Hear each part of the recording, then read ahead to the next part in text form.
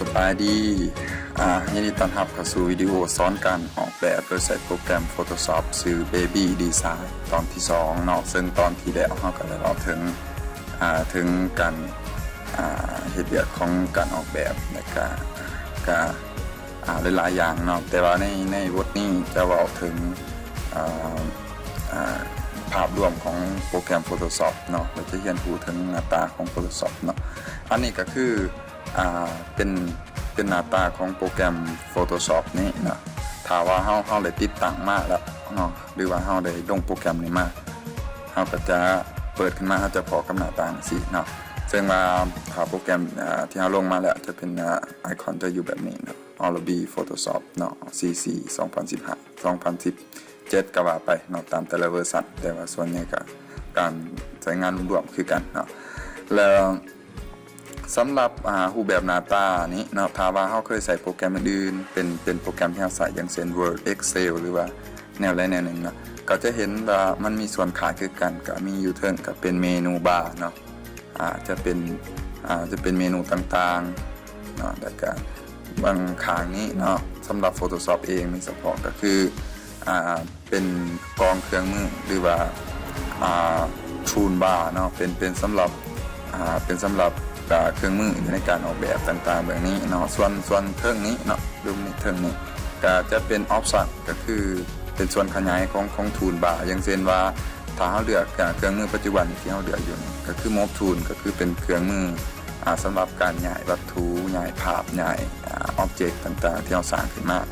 เนาะมันก็จะขึ้นออปชั่นแบบนี้ถ้าเราเลือกเครื่องมืออื่นอย่างเช่นเครื่องมือตัวรูปนี้เนาะ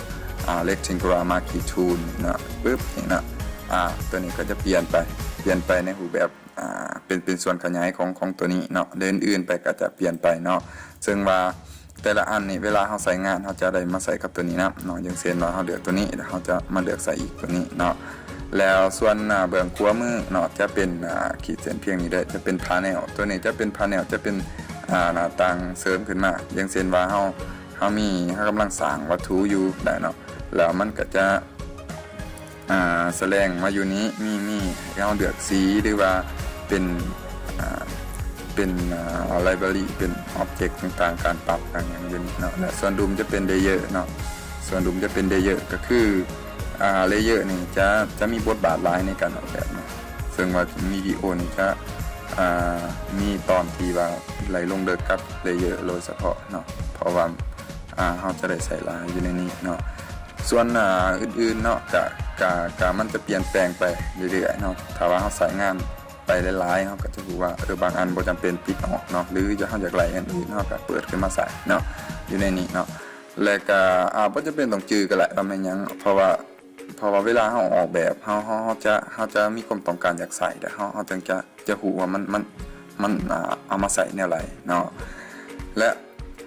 เริ่มต้นเนาะถ้าว่าออกแบบหรือว่าแต่งภาพหรือว่าอันใดก็แล้วแต่เนาะเราต้องเริ่มจากเบื้องนี้เนาะสังเกตว่าตัวนี้มันจะบ่ทันมีหยังเนาะเพราะว่าวันนี้คำสั่งอยู่ในการสร้างภาพใหม่หรือว่าสร้างโปรเจกต์ใหม่สร้างกราฟิกใหม่ก็คือไฟล์ new เนาะก็คือการสร้างเอกสารใหม่การสร้างออบเจกต์ใหม่เนาะคือไฟล์ new เนาะตัวนี้กับไฟล์นี้ก็จะไล่หน้าต่างตัวนี้ขึ้นมาเนาะส่วนหน้าต่างนี้จะเป็นรายละเอียดเกี่ยวกับเอกสารหรือว่าเกี่ยวกับภาพที่เรากำลังจะออกแบบอยู่เนาะตั้งชื่อเนาะถ้าว่าเราจะตั้งชื่อว่าสิก็ได้เนาะเพราะว่าชื่อกับการห้ามบ่ตั้งก็แหละเพราะว่าตอนที่เราเซฟเราจะได้ตั้งอีกทีนึงเนาะส่วนนี้ก็ document type ก็จะเป็นแบบลักษณะรูปแบบของเอกสารหรือว่าภาพที่เราจะสั่งอยู่อย่างนี้มันจะอยู่ใน international paper ก็คือว่าเป็นรูปแบบกระดาษเกี่ยเนาะก็มีไซส์ขนาดคือA3 A4 อีหยังต่างๆที่เราให้เลือก A3 A4 A6 ประมาณนี้เนาะวันนี้ถ้าว่าเราจะออกแบบเราสามารถกำหนดขนาดอยู่ในนี้เองได้เนาะอย่างเช่นว่าเราจะออกแบบเลือกตัวนี้จะเป็นหัวหน่วยของขนาดนี่แหละเนาะส่วนใหญ่เขาจะมักใส่เป็นพิกเซลเนาะเลือกเป็นพิกเซลก็คือว่าเพราะว่า คันโมเมนต์งานพิมพ์คันโมเมนต์บริษัทเอกสารออกมาอยู่ในงานพิมพ์เป็นเจียเป็นยังเขาจะมาใส่พิกเซลเขาจะวัดเป็นพิกเซลหลายกว่าเนาะตัวนี้นี่เขาเลือกสมมติว่าเขาเลือกเป็นโฟโต้เป็นรูปก็คือมีแดนสเกป2x3มี4x6 5x7 ก็เป็นขนาดนี้เนาะหรือว่าขนาดเป็นเวฟก็มีขนาดในเขาเลือกหลายๆอันเนาะมี1366คูณ768มี1024คูณ768มีได้หลายในนี้เนาะแต่ว่าอยู่ในนี้จะแนะนำเนี่ยการตั้งขนาดเองเนาะการตั้งขนาดเองให้มาอยู่ที่คัสตอมแบบคุมสุดก็คือการกำหนดเองเนาะกำหนดเองก็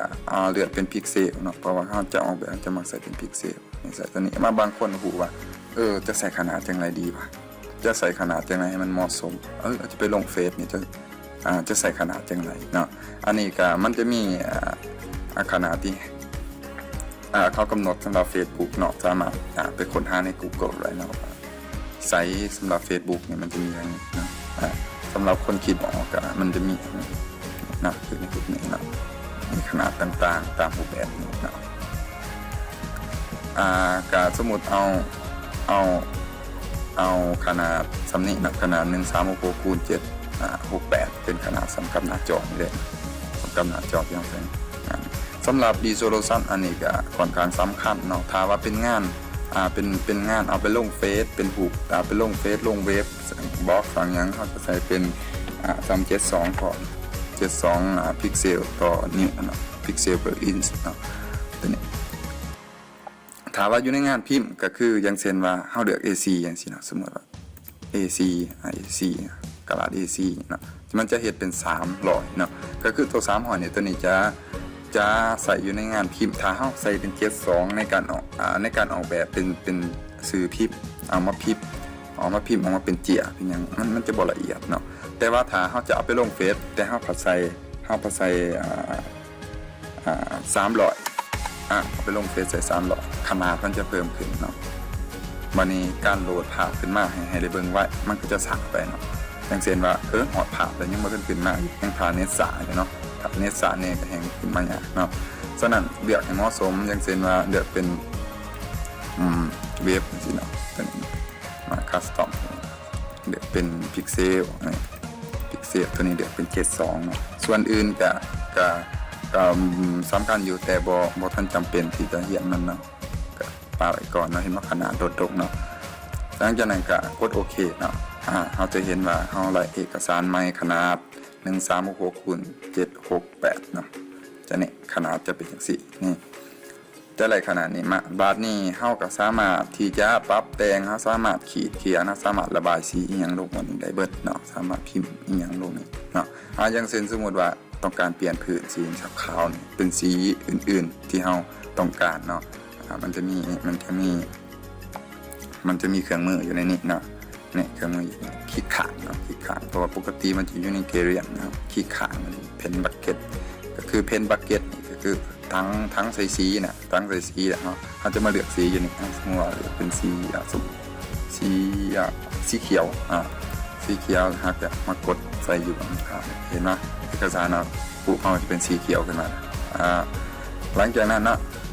แต่มันจะมีหลายคำสั่งเขาจะเขียนจะพิมพ์ตัวหนังสืออย่างลงใส่ก็ได้เนาะแต่ว่ามันจะอยู่ในบทต่อไปที่เราจะสอนรายละเอียดเรื่องพวกนี้เนาะหลังจากที่เขามีเอกสารหนึ่งแล้วสารขึ้นมาหนึ่งแล้วเขาจะเซฟไว้บันทึกไว้หรือว่าเขาจะเซฟรูปตัวนี้ไปลงเฟซบุ๊กไปลงอันใดอันหนึ่งที่ว่าเขาต้องการอยากไปเผยแพร่เนาะก็มันจะมีคำสั่งอย่างนี้เซฟเนาะเซฟไฟล์เลือกเซฟเนาะเซฟปึ๊บเนาะหรือว่าปิดออกก่อน cancel เนาะหรือว่าคีย์ลัดก็คือ Ctrl S เนาะCtrl S ก็คือได้หรือว่าตอนเฮาสิสร้างเอกสารใหม่เฮาก็ Ctrl N ก็ได้เนาะเห็นบ่ Ctrl N จะมีคีย์ลัดเนาะไฟล์เซฟเลือกช่องที่เฮาต้องการจะเซฟหรือว่าเลือกโฟลเดอร์และ directory ที่เราจะเซฟอันนี้เลือกเป็นMy Picture เป็นดีไซน์เลือกนี้เนาะรูปแบบสำหรับ PSD นะเห็นไหมจะมีซื้อที่เราตั้ง Test 01แล้วก็จำเม็ดแต่ว่าล็อต ล็อกPSD ก็คือที่ว่าเอกสารเฉพาะของ Photoshop เลยก็คือว่าเขาเซฟแล้วสามารถกลับมาแก้ไขเปลี่ยนแปลงอย่างต่างๆได้เนาะแต่ว่าเขาจะบ่นี้ถ้าว่าเขาจะเอาออกไปเผยแพร่เฮาบ่เซฟเป็นนี้เนาะเขาจะเซฟเป็น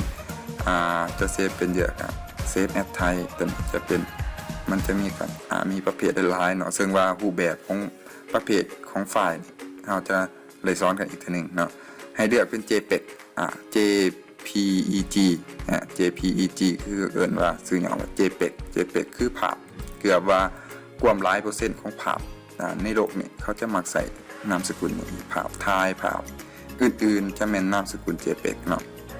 เอาเลือกเป็น JPEG เนาะเลือกเป็น JPEG แล้วเราก็กดเซฟไปแล้วก็ตัวนี้จะขึ้นมาให้เราเลือกขนาดหรือว่าให้เลือกคุณภาพของรูปที่เราจะเนาะ quality ก็คือ0 low medium อื่นๆเนาะก็เราเลือกขึ้นไปไลฟ์ปานใดก็มันยังเห็นภาพเราคมชัดได้ขนาดเนาะแต่ว่าขนาดก็จะไลฟ์ขึ้นไปตามให้เลือกเป็นไฮเลยเนาะแล้วก็กดโอเคครับสำนี้เราก็สามารถเซฟเอกสารเท่าไหร่แหละเนาะสมมุติว่าสิขึ้นมาเปิดเบิ่งเนาะมาพิกเจอร์แล้วก็มา Baby Lisa จะเห็นบ่เอกสารที่เราเซฟขึ้นมาที่เราเซฟมาที่เราสร้างขึ้นมาจะได้เป็นสีเขียวเปล่าหวานอันนี้เนาะก็สำหรับอันนั้นถ้าว่าเราเซฟได้เราสามารถปิดออกไปได้เลยเนาะมันจะปิดออกไปสินะก็สำหรับการสั่งหรือว่าการเซฟก็จะมีสำนักเนาะแต่ถ้าจะเปิดขึ้นมาที่เราได้เซฟไปเมื่อกี้ได้เนาะสำหรับคำสั่งก็คือ open เนาะลุมจากนิ้วลงมา open control O เนาะ control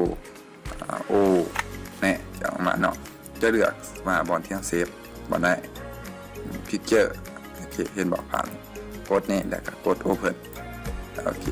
จะได้ภาพนี้ขึ้นมาเนาะสำหรับในตัวนี้เราจะให้โฟกัสที่ว่าหน้าตาของ Photoshop เป็นอย่างไรการสร้างเอกสารสร้างอย่างไรหรือว่าสร้างการเปิดขึ้นมาอย่างไรการเซฟอย่างไรเนาะมี 2-3 จุดที่เราตัวนี้คือใจความสำคัญของมันเนาะสำหรับบทนี้เนาะสำหรับในตัวนี้ก็จะจบเพียงสำนี้เนาะสำหรับบทต่อไปก็จะไม่เรียนเกี่ยวกับการใส่เครื่องมืออย่างต่อไปเนาะสำหรับบทนี้ก็จบเพียงเท่านี้นะ